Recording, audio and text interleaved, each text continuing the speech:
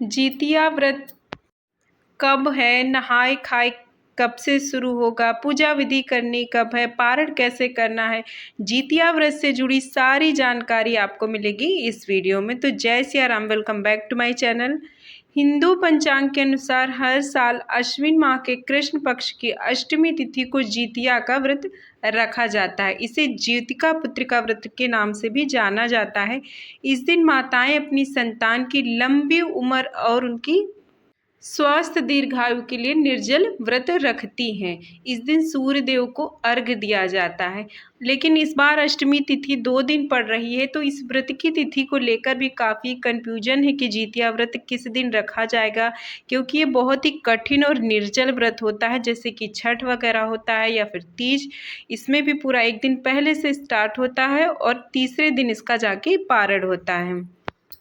तो इस बार अश्विन माह के कृष्ण पक्ष की अष्टमी तिथि वो 24 सितंबर को दोपहर 12:38 से प्रारंभ होकर 25 सितंबर को 12:10 तक है। इसीलिए उदया तिथि के अनुसार जो जितिया का व्रत है वो 25 सितंबर को रखा जाएगा और इसकी शुरुआत होगी 24 सितंबर के नहाय खाए से।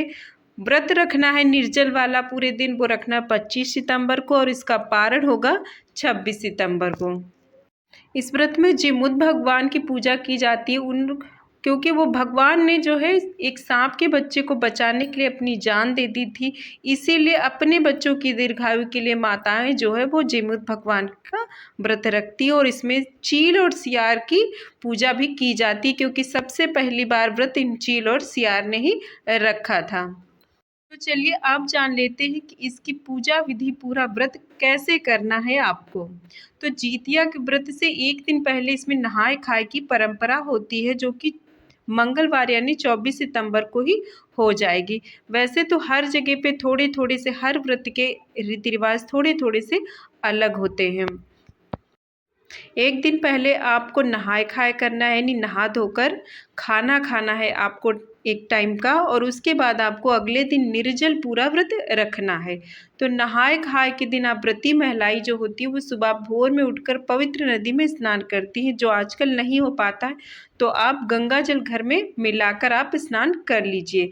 इसके बाद ही आप विधि विधान से पूजा की जाती है और पूजा के बाद ही आप सात्विक भोजन ग्रहण किया जाता है। काफ़ी जगह पर अलग अलग ये फिक्स होता है कि क्या बनना है क्या नहीं बनना है, कुछ ही चीज़ें होती हैं जो इसमें बनती हैं। और इसके दिन यानी कोई भी इस तरीके के तामसिक लहसुन प्याज वाला खाना नहीं खाया जाता, बिल्कुल सादा खाना खाया जाता। उसके बाद अगले दिन पूरा निर्जल व्रत रखा जाना।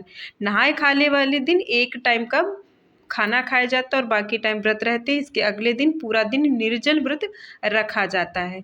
फिर अगले दिन जो होता है, जिस दिन यानी 25 सितंबर को पूरे दिन निर्जल व्रत रखना, और इसकी जो पूजा होती है वो होती है प्रदोष के समय यानी शाम के समय। तो 1 दिन पहले आप नहाए खाए करेंगी, यानी 24 सितंबर को आप शाम को जो एकदम नहाए खाए का भोजन ग्रहण कर लेंगे, उसके बाद कुछ भी आप खा पी नहीं सकते हैं। कुछ जगह पर सरगी खाई जाती है, कुछ जगह पे नहीं खाई जाती, तो आपके यहाँ जो सरगी खाई जाती है उसको आप सुबह में उठकर खा लीजिए। इसके बाद आपको अगले दिन पूरा निर्जल व्रत रखना है, यानी 25 सितंबर को। उस दिन आपको क्या करना है, उस दिन आपको सुबह यानी सुबह में ही भोर में हमेशा उठना है। कोई भी व्रत पूजा होती है तो सुबह जल्दी उठना चाहिए। इसके बाद आप अपनी पूजा पाठ जो सुबह का होता है वो करना। आपको पूरे दिन निर्जल व्रत का संकल्प लेना है।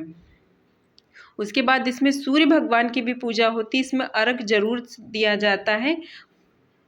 और तीसरे दिन सुबह में स्नान करके अर्घ दे के और दान वगैरह निकाल के ही इसमें पारण किया जाता है। इस व्रत का पारण करने से इसमें जो है कि वो तरोई यानी नेनुआ जिसको बोलते हैं उसका साग खाया जाता है, उसके पत्तों का, और ये रोटी, ये भात, मतलब इस तरह के कुछ फिक्स व्यंजन है जो जिससे इसका इस व्रत का पारण किया जाता है। तो 25 सितंबर की अष्टमी को प्रदोष काल में जो है, जो कि व्रती है वो जिमूत वाहन की पूजा करती हैं। तो जिमूत वाहन की कुशा से निर्मित प्रतिमा को आप चाहे मिट्टी की बनाए, आपके पास मूर्ति फोटो जो भी, आप उस पर एक चौकी बिछाकर, कपड़ा बिछाकर लाल या पीला, उस पर आप एक कलश लगाकर फिर आप जिमूत वाहन को यानी भगवान को विराजमान कर देती हैं। तो आप इसको इसमें तरोई का जो पत्ता है वो बहुत ही महत्वपूर्ण माना जाता है।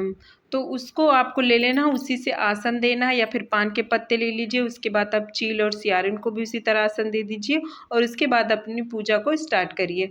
पूजा के लिए आप इसी तरीके से गंगा जल छिड़क दीजिए, स्नान, उसके बाद धूप दीप अक्षत पुष्प दक्षिणा, भोग में इसमें जो है जो भीगे हुए चने होते हैं वो होते हैं इसके साथ, या फिर जैसे कि मिट्टी से बना लीजिए या फिर गाय के गोबर से बना लीजिए चील और ये जो सियारिन उसकी प्रतिमा पर उसके बाद यानी टीका कुमकुम जो विधिवत पूजा होती है वो सारी पूजा आपको करनी है, यानी जिमुत भगवान की, सियारिन की, चील की, इन सब की पूजा आपको करनी है। और पूरी पूजा यानी भोग सारी पूजा समाप्त होने के बाद, और इस जितिया व्रत में एक है वो जितिया का धागा पहना जाता है बच्चों के नाम से।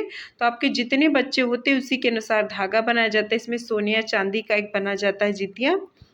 तो जितने आपके बच्चे होते हैं उसके अनुसार वो बनाया जाता है। तो जैसे भी इसमें भी एक दो नियम है तो जो कुछ जगह के अलग होते हैं, जैसे कि गांठ वगैरह उसी अनुसार लगाई जाती है जितने बच्चे होते हैं, तो वो उसको पहना जाता है। तो पूजा जब आप उसको भी आप जब पूजा करेंगे तो वहाँ पर भी रख कर भी जो जितिया का धागा होता है उसकी भी पूजा करेंगी। और ये उस समय आपको पूजा के बाद जब आप सारी पूजा हो जाती है उसके बाद आपको कथा भी जरूर सुननी है जिमुत वाहन भगवान की।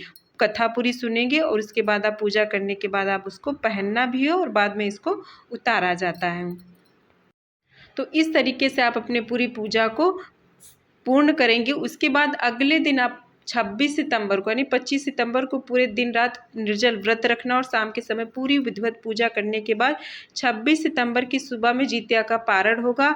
सूर्योदय के बाद आप कभी भी पारण कर सकते हैं। पारण से पहले आपको फिर से स्नान करने के बाद ही आपको विधि विधान से भगवान की फिर से पूजा करने के बाद आपको मनी जो भी दान दक्षिणा देना है उसके बाद ही आप इन चीज़ों को खाकर ही व्रत का पारण किया जाता है। और जो आपने वो धागा यानी जो माला बनाया जितिया का धागा वो उसको भी आपको पहन के रखना है।